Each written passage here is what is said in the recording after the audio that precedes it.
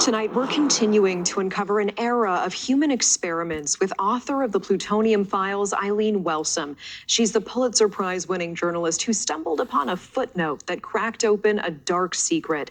The U.S. government experimented on at least 18 Americans without their consent, injecting them with radioactive plutonium. Some of them simply trying to get their bones set after a car accident or trying to get help after being injured on the job.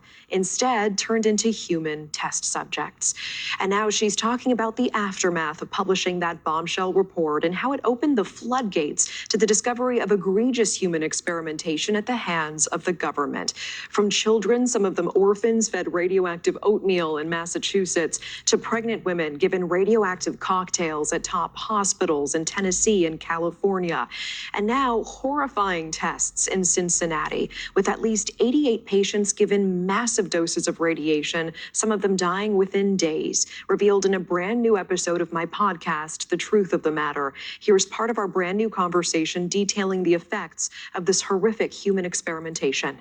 It was a really, really terrible experiment. These were about 80 to 90 people living in Cincinnati, mostly African American, mostly poor, who were given whole body irradiation in the basement of Cincinnati General Hospital. Many of them had, most of them, I should say, had cancer, but many of them had cancers that were not advanced. In other words, they were working, they were walking, they were baking cakes, living their lives, and they were given this radiation, and they died within 2 or 3 weeks from radiation exposure. And this experiment was funded by the military. And because the military, remember, they thought they were going to fight. The next war was going to be on a battlefield.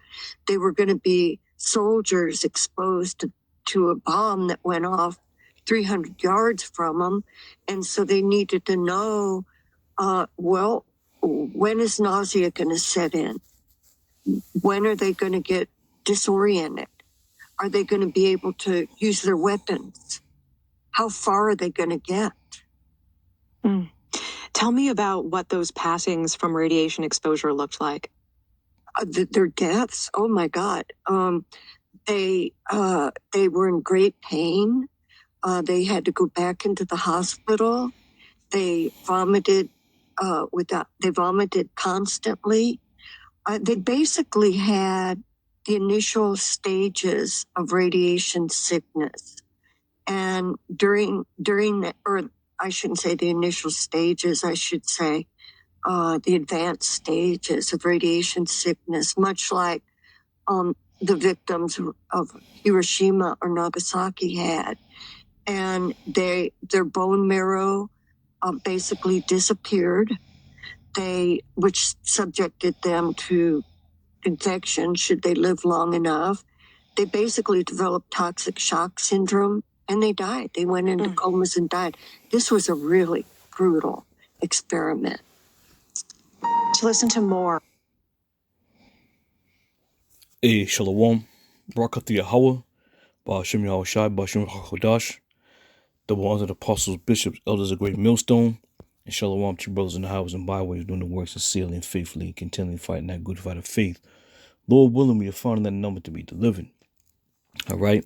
So as you hear this, this deliberate, unthinkable act that Esau has done to Jake, and this wasn't that long ago, even up to present day, they're still doing and performing all types of unthinkable things on Judah and Ephraim, right? The two head tribes.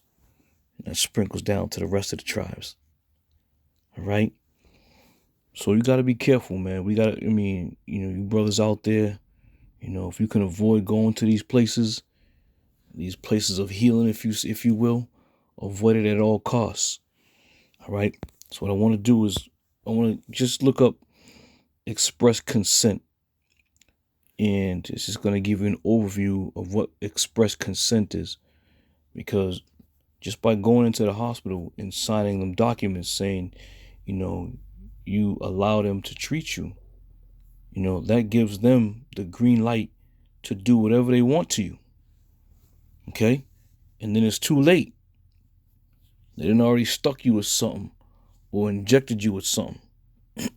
All right? It says express consent is a clear, unambiguous permission for an action or a decision, often given verbally or in writing. This form of consent requires an affirmative agreement, such as a signed form or a verbal yes or an electronic signature, and is used in various contexts like healthcare, marketing, and financial services. It requires that the person providing consent is given all the necessary information to make an informed decision. All right? Now, you know damn well when you go into these hospitals and you might go in there, your ankle might be swollen, you might have twisted your ankle, and you sign a document saying, yeah, I give you permission to check me out, because your mind is like, I'm going to get my ankle checked out. The next thing you know, they're drawing blood, 4 and 5 vials of blood. But most times people don't question it, But again, that goes right along with express consent. Once you express that consent, yep, sign that document, yep, that's it. They belong to you, or you belong to them. All right? So take heed, brothers, take heed. We're coming into some perilous times, as these times have already started. Avoid these places at all costs, because they ain't giving a damn. As soon as you sign your name on that dotted line, that's it. All right? So it says in healthcare, a patient gives explicit permission for a medical treatment, procedure, or intervention. Now, if you go in there and your arm snapped and it's hanging out the skin or whatever, that's explicit permission. And it's very clear. There's no wiggle room around it. So this is a typical document through written or verbal agreements after the patient has been informed of the risks, benefits, and alternatives. It is a crucial part of patient autonomy and can be a defense against medical malpractice or battery claims if treatment is performed without it. All right. So all that being said, when Jake goes into these hospitals, they don't give you all the information. They try to make it very, what should I say? Just kind of very laid back, letting you know, oh yeah, here you go, sign right here, you're all set. And before you know it, they try to do something crazy to you, as we see in this video we just saw. These devils is putting plutonium in people. And then you heard the account where they was talking about in Massachusetts, they was giving children oatmeal. Now, who knows? I fed my kids oatmeal. That could have been a part of that. Who knows? But here you people are still trying to defend Esau and give him, all kinds of praises and, oh, leave him alone. He can make it. He can be saved. Come on, man. So let's go. This is 2 Ezra 15:8. And it says, I will hold my tongue no more as touching their wickedness. All right. So the Lord is going to make due on his word concerning all these individuals, all the heathen, everybody that came up against us, that have done us wrong or been wicked or did whatever they did to us. The Lord is tired of this shit, man. Not only are we tired, but the Lord is tired. Yahushua is waiting to come back down here to strike. It says, I will hold my tongue no more as touching their wickedness, which they profanely commit. Neither will I suffer them in those things in which they wickedly exercise themselves. Behold, the innocent and righteous blood crieth unto me, and the souls of the just complain continually. All right? So the souls of the just, the innocent, righteous blood, and from any and every angle, the children of Israel crying unto Yahweh Shem Yahweh Shai. All right, and it's unfortunate to know that these people went into this damn, these medical facilities looking for assistance or looking for some type of help, and became the product of a goddamn experiment that ultimately took their life in most cases. So again, as the Lord says, he's gonna avenge, the blood of the just and those who have, who have been put to death by Esau, Edom, and in all our enemies, man. Just everybody. Ain't nobody safe out here, man. Yahweh Shai Shai is about to make it go, to a point where you people aren't safe, man. You see? This is Joel 3:19. It says, Egypt shall be a desolation, and Edom shall be a desolate wilderness for the violence against the children of Judah, because they have shed innocent blood in their land. Now, going back to the head tribe, which is Judah, and most of the, this article primarily was about Judah. We're at the mercy of our enemies. And this is why when you read Deuteronomy 28 and 48, we got to go to him and want to all things. Now, you heard the woman, she said, some people may have been in a car accident, went to get their, their bones, aligned properly, and ended up getting plutonium rammed inside of them. And you can imagine the scale on which how many people knew that these experiments was going on. I'm sure it just wasn't one or two doctors that just decided to go rogue and start to, put plutonium into people. But Jake has been an experiment from day one, man. The amount of shit that these people have done to our people. And then you got these silly ass Israelites talking about Esau can make it. Absolutely not, man. They got to pay for the dirty deeds that they have done. We as a whole and as a nation, we have paid for our troubles and our deeds and our wrongdoings, right? So it's only right that the Lord, punish the oppressor who has done his people harm. It's only right. But nobody understands that, Nobody understands that the Lord is a just power, man. They don't understand that. They expect the Lord to just be, loving and caring for any and all people at all times.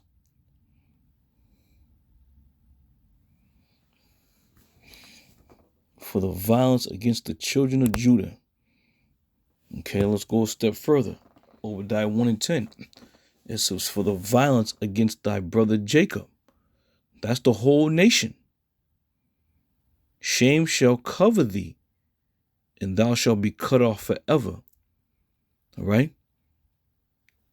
So when you look at history and you look at the things that have been done unto the people of so-called Negroid, West Indian, Latino descent, you look at all the violence that have been done unto us. And then you look at who committed this violence. That's who the Lord is talking about. Don't try to make it seem as if these things that we're reading have been already dealt with and have been already paid for, if you will. Esau has yet to pay for the violence against the children of Israel. Okay?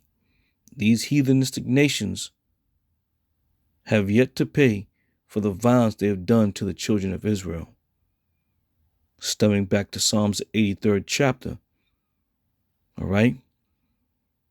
It's key to know and understand who was involved and what was going on. Because these nations are still on the planet today. And the majority of these nations in this kingdom have been flourishing. All right? These nations that have been a part of the fall of the children of Israel, the majority of these nations have what? Have established themselves in Babylon the Great and have received all types of benefits. So therefore, you shall not go unpunished. Okay? For the violence against thy brother Jacob, the whole house of Israel. But now, people want to be remorseful. Now they want to be like, sorry, what we've done was a travesty, they tell you. Well, your sorry is not going. You may express your sorrow and your wrongdoings to men, but Yahweh Shem Shai ain't trying to hear it. The Lord is not trying to hear nothing about no damn sorry. You've done what you've done. You've had your fun. Now it's time to pay up. Bottom line, now it's time to pay up. And any Israelite out there who's going to come to the defense of all these heathen and to the defense of Esau, Edom, you know what? You're gonna bear the burden that is set for these other nations. You're gonna bear that very same burden. Okay? Isaiah 3:15, it says, what mean ye that ye beat my people to pieces and grind the faces of the poor, saith the Lord power, Yahweh Bashem Yahweh Shai. Okay? So what do you mean? You just think you're just going to continue to experiment, continue to slaughter and slay, the Lord's people without consequence? Because that's the vibe that's being put out there, that our people are just good for nothing, just good for an experiment. The projects, looking at the projects, that was an experiment. Putting people, stacked up on top of each other. Hundreds and hundreds and hundreds and thousands of people stacked on top of each other. That's an experiment. All this goddamn land that's over in this earth, you mean to tell me the only thing you can do is build a fucking 100-story high rise and stick everybody in there and then call it the projects? It's all experiment. The children of Israel have been guinea pigs from day one. And the shit is going to come to a halt, man. And again, I'm going to reiterate this throughout the duration of this video, this lesson. Any Israelite out there who decides that they're going to try to come to the aid and protect and to justify what these devils have done by means of saying they turn their life over to Christ, that shit ain't cutting it.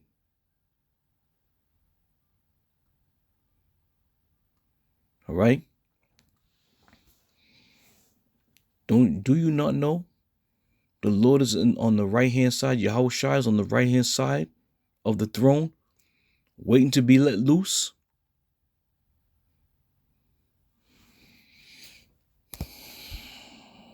People just don't get it. You don't understand what's going on around here. Okay? This is judgment. This is judgment day. This is judgment time. We're in the time of judgment. Sirach 29:13. It says, it shall fight for thee against thy enemies better than a mighty shield and a strong spear. Okay? We have a defense. We're not to take matters into our own hands. The Lord's going to be that shield and buckler.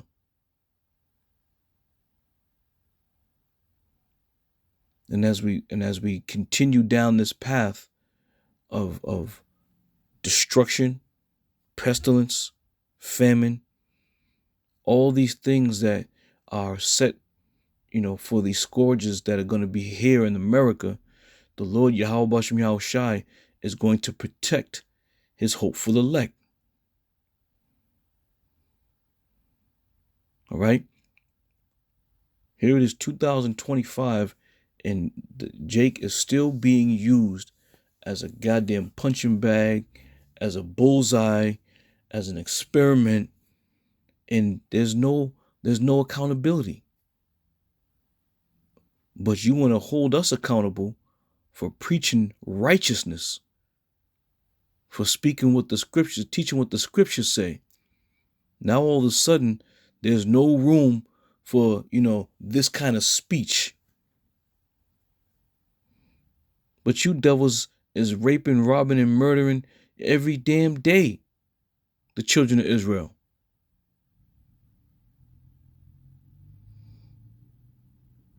And this is how we know that we live in the most wickedest society on the planet Earth.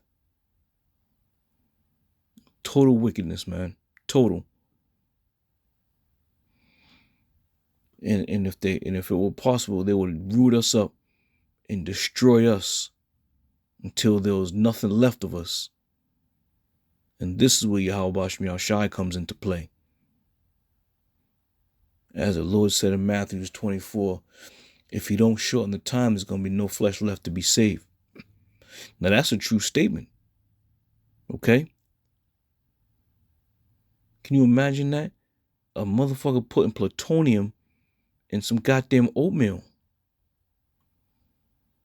Can you imagine going to the health center and you think you're getting a checkup? Maybe you might have a sore throat or some shit, and they're going to stick you with some goddamn plutonium. Radiation. And never tell you about it until you become, gravely ill. And next thing you know, you on your deathbed, you on a respirator, and they talking about you only got 3 weeks left. And then have the audacity to say, we don't know what's going on with you. That has to be held accountable, man. They got to be held accountable. And the Lord's going to hold them accountable. That's for damn sure. Ezekiel 36. I'll jump down to about, let me see.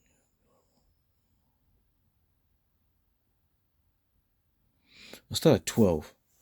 And it says, yea, I will cause men to walk upon you, even my people Israel, and they shall possess thee, and thou shalt be their inheritance, and thou shalt no more henceforth bereave for a men. Thus saith the Lord power, Yahweh Bashem Yahushai, because they say unto you, thou land devourest up men, and hast bereaved thy nations. Therefore thou shalt devour men no more, neither bereave thy nations any more, saith the Lord power. Neither will I cause men to hear thee the shame of the heathen any more, neither shall they bear the reproach of the people any more, neither shalt thou cause thy nations to fall any more, saith the Lord power. Moreover, the word of the Lord came unto me, saying, Son of man, when the house of Israel dwelt in their own land, they defiled it by their own way and by their doings. Their way was before me as the uncleanness of a removed woman. Wherefore I poured my fury upon them for the blood that they had shed upon the land, and for the idols wherewith they had polluted it. And I scattered them among the heathen, and they were dispersed through the countries according to their way and according to their doings. I judged them. All right. And this is going into why we ended up in this position. You see? Because of our own doings. But the Lord turned them over to us. Or I should say, turned us over to them. All right? So the Lord ain't going to be, as he professes, he's going to avenge us, upon our enemies. He's not gonna leave no room for them to be like, oh, we're sorry. No, absolutely not. The Lord power is about to do a marvelous work. All right? We went through it. We suffered for what we did wrong. Now it's time for you heathen, you Edomites, to suffer for what you have done wrong. Okay? Verse 20, and it says, and when they entered into the heathen, whither they went, they profaned my holy name. And they said unto them, these are the people of the Lord, and are gone forth out of his land. But I had pity for my holy name, which the house of Israel had profaned among the heathen wherewith they went. Therefore say unto the house of Israel, thus saith the Lord power, I do not this for your sakes, O house of Israel, but for my holy name's sake, which ye have profaned among the heathen whither ye went. And I will sanctify my great name, which was profaned among the heathen, which ye have profaned in the midst of them. And the heathen shall know that I am the Lord, saith the Lord power, when I shall be sanctified in you before their eyes. For I will take you from among the heathen and gather you out of all countries and bring you into your own land. Okay? So again, we're not to take matters into our own hands. The Lord Yahweh Shai Shai is going to lift us up and raise us up. And then the world's going to know that we are those people. These people that you have done so wickedly towards, you're going to understand that we are the children of Yahweh Shai. No ifs and ands and buts about it. And these things have already been slowly being made manifest, that we are the children, that we are those people. Contrary to what you have been told and what you believe concerning the teachings of what you've been taught here in Babylon the Great, that our people were just good for fucking slaves and servants. All right? All right, so with that, I'm going to end it there. But I just wanted to get a quick hit in on this video concerning what these devils have done unto us. And again, it wasn't that they have done these things because they felt that it was the hand of the Lord that made them lay their hands upon us for what we did and transgress against our power. All right? And you people thought you were just going to have dominion over us till all of end of days. But now you have a judgment coming for you. And that judgment's going to be swift. And it's going to be fierce. And there's going to be no escaping from the judgment. And ultimately, Babylon the Great will be destroyed. And anybody that's not in Babylon and that doesn't get destroyed, when we get dropped back off over on the other side, we're going to deal with you over there. All right?